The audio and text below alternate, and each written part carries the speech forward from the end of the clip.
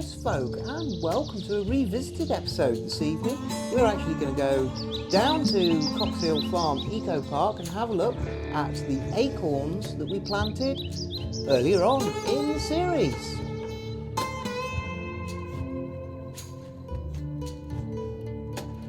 Here we are down at Coxhill Farm, a nice July evening, and if you cast your minds back a little while, you'll remember us putting some acorns in. Well, as you see in front of us here, this is what's germinated. So they've done very well. We've got probably about 60 or so oak seedlings which we're going to pot on and plant out. But I'll hand you over to Simon and he'll tell us how we're going to deal with these trees in the next 12 months. Okay, well, as Gary was saying, our oaks have developed. This is the first year of growth. What we're now going to do is we're going to allow these to go dormant in the autumn, which means the leaves will fall off. We will then pot them on to develop the roots in long pots. So we've got a 3-year plan for these trees.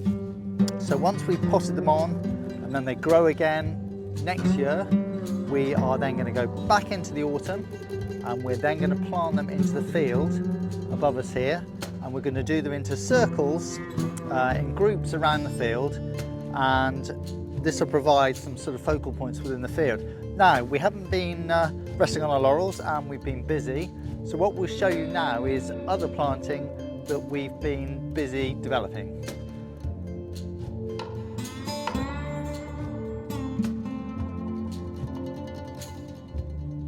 Today we are just going to talk you through our tree planting scheme. As you see, we've got a few candidates that we're going to plant out today, and we've got our tree tubes and a selection of equipment.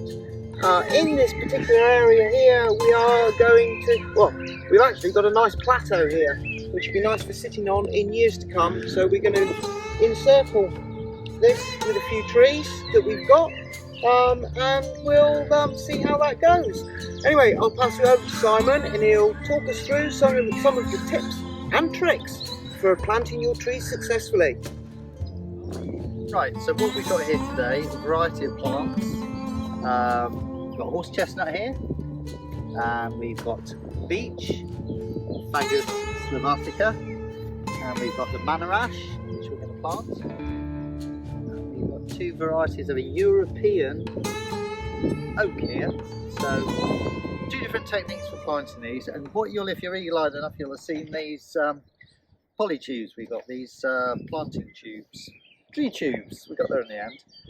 And basically what these will provide, they'll protection from the bunnies that we've got in this field, and there are a lot of them, hence the plateau.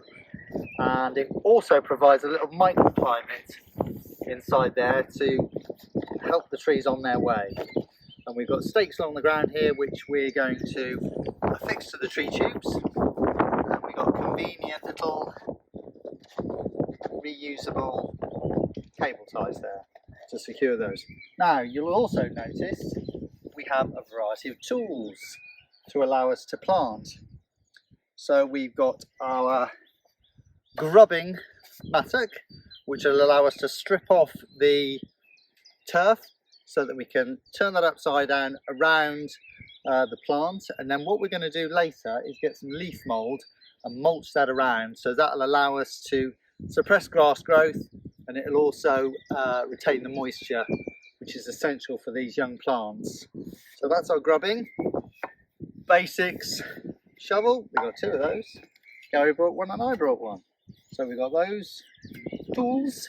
And if we need to shovel things around conveniently, we've got a Cornish shovel, and that just allows for easy digging out our holes, a variety of other things. Right, so to get the stakes in, what we don't want to do is hammer the stakes into the ground with such force that we end up breaking the ends of them. So what we do is we make a pilot hole with our spike here, and we make a good enough hole to a certain depth, and then we can allow the tree stake to go into place easily. However, as you've probably seen, the scale of the trees that we're going to put in and the stakes are a bit out of kilter.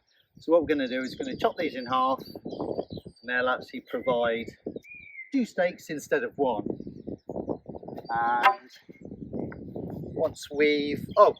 once in a moment what we'll do, we'll start digging the holes and doing all the bits and bobs we need to. And we've got a watering can, obviously, to sustain the plants. But what we're going to do is we're going to puddle the holes so that the actual hole is full of moisture. So when we backfill with the soil, the plant will actually have a little reservoir of water to sustain it for the short term. And we will get on and create our plateau, and we'll come back to the planting in a little bit.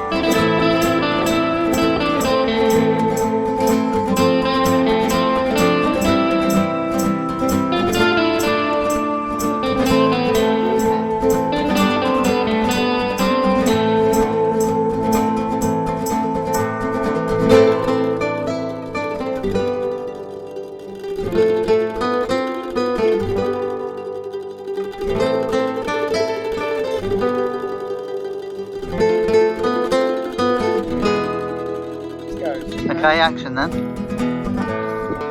Action. Are you going? Right.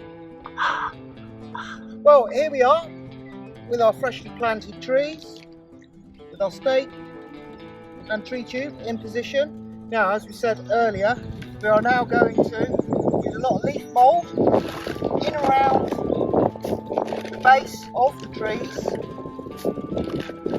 for water retention. That's more of that in a minute. So it's that will retain the water, and it will also kick-start the microorganisms which are going to help the tree grow. When I say microorganisms, I mean mycelium, which trees use to communicate with themselves and each other. It's this network of fungal roots. So the theory is having this leaf litter in around the tree will kick-start the mycelium getting in there. So, you know, we'll keep an eye on these trees over the next few months, and we'll see what sort of growth they put on. Hopefully the conditions will be good for it, and we won't have drought conditions like we did last year. But yeah, there we go. See you next time.